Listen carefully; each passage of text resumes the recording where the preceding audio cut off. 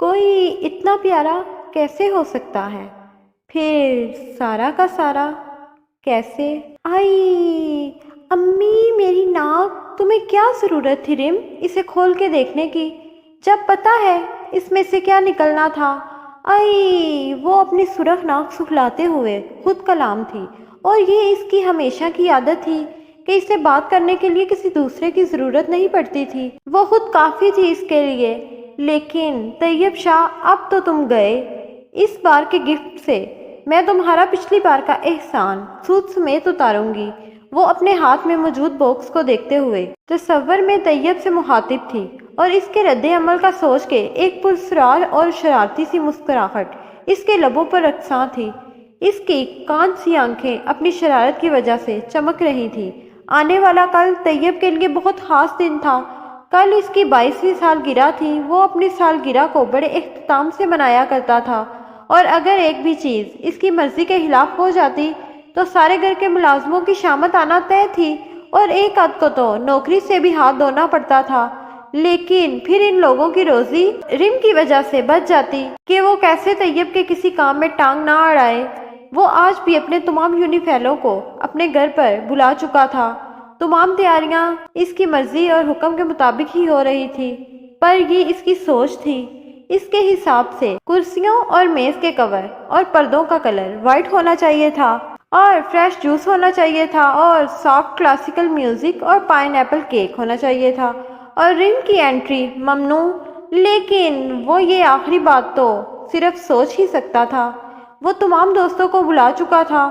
کل کا سوچ کر وہ ابھی سے ہی بہت خوش تھا۔ وہ اپنی سالگرہ کے بارے میں 10 سال کے بچوں کو بھی پیچھے چھوڑ دیتا تھا، اور یہ بات ریم کی چڑ تھی، بلکہ طیب سلمان شاہ پورا کا پورا ہی ریم ہارون کی چڑ تھا۔ وہ جو ہم کہتے ہیں سنیے جی، وہ سمجھ لیتے ہیں پیار سے پکارا ہے۔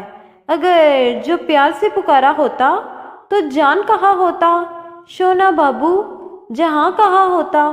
آج وہ جانتا تھا کہ سارے ڈیکوریٹر آئیں گے تو وہ بور ہو جائے گا، اور شام کا انتظار کرنے میں کافی بے صبر بھی۔ آج وہ شاہ انٹرپرائزز جا رہا تھا۔ ناشتے سے فارغ ہو کر وہ گاڑی کی کیز اٹھائے بالوں میں ہاتھ پھیرتے مین دروازے کی طرف بڑھ رہا تھا، جب وہ آواز جو وہ سننے سے اتنا اجتناب کرتا تھا، گویا اسے ایسا محسوس ہوتا تھا کہ کوئی سور بھی پھونکتا تو اس کی آواز سے تو بہتر ہوگا، اس کی سماعت سے ٹکرائی تو بیزاری اور ناگواری کے ملے جلے تاثرات اس کے چہرے پر ابھرے۔ سنیے، ریم بھاگتے ہوئے اس کے پیچھے آئی۔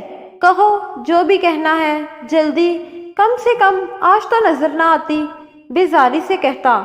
وہ اس کی طرف پیٹ کر کے کھڑا تھا۔ لو جی، میں کون سا آپ کو نظر آ رہی ہوں؟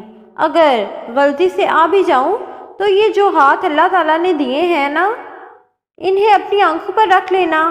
انداز بے تحاشا چڑھانے اور تپانے والا تھا۔ میرا ٹائم ضائع نہ کرو، جو کہنا ہے کہو، ورنہ چلتی بنو۔ اب کی بار مڑ کے اسے دیکھتا بڑے ہی غصیلے انداز میں کہا گیا۔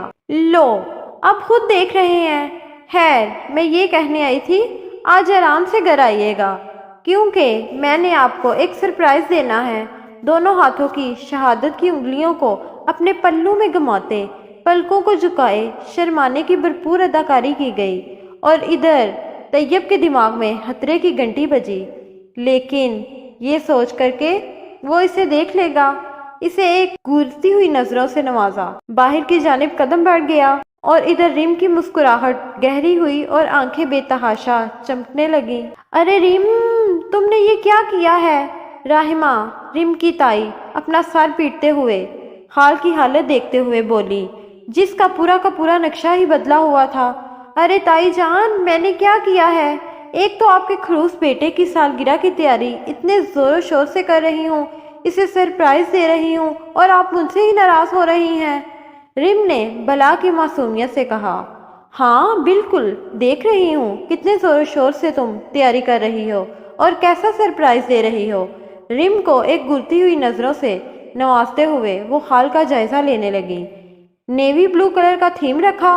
کھانے کی تیاری میں کانٹیننٹل کی جگہ وہ اب چائنیز کی ہدایت دے رہی تھی۔ کلاسیکل میوزک کی جگہ اس نے پاپ بینڈ کو ارینج کیا، اور کیک میں تو حد ہی کر دی۔ کافی کیک جو طیب کبھی مر کر بھی نہ کھاتا۔ بڑے مزے سے وہ اس کی ساری ارینجمنٹ کو ایک ہی جھٹکے میں تتر بتر کر گئی اور وہ صرف اسے دیکھ کر رہ گئی۔ پھر ریم کی طرف دیکھا تو ان کی آنکھیں چمکی کہ آج کی رات ریم کی زندگی کی بھی یادگار رات ہوگی۔ یہ سوچ کر وہ اپنے کمرے کی طرف بڑھ گئی اور ریم اپنی طرف سے طیب کی ہر تیاری پر پانی پھیر رہی تھی اور اس کا رد عمل سوچ کر اس کے چہرے پر ایک شرارتی سی مسکراہٹ نے احاطہ کر لیا تھا۔ شام کے 6:30 بجے طیب نے آفس سے گھر کی راہ لینے کی سوچی۔ وہ تمام کام نپٹاتا آفس سے نکلا۔ ہارون اور سلمان پہلے ہی گھر کے لیے نکل چکے تھے۔ وہ کار پوسٹ میں آیا، گاڑی میں بیٹھا اور گھر کی طرف چل دیا، لیکن دماغ میں ابھی بھی ریم کی باتیں گھوم رہی تھی کہ اب وہ شرارت کی پڑیا کیا کرنے والی تھی۔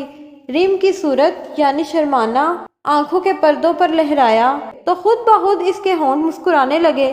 وہ گھر پہنچ چکا تھا اور اب وہ گھر کی دہلیز پہ کھڑا پورے گھر کو منہ کھلے دیکھ رہا تھا۔ 2 پل لگے اسے واپس طیب شاہ بننے میں۔ ریم، اس کا دماغ بگ سے اڑا تھا۔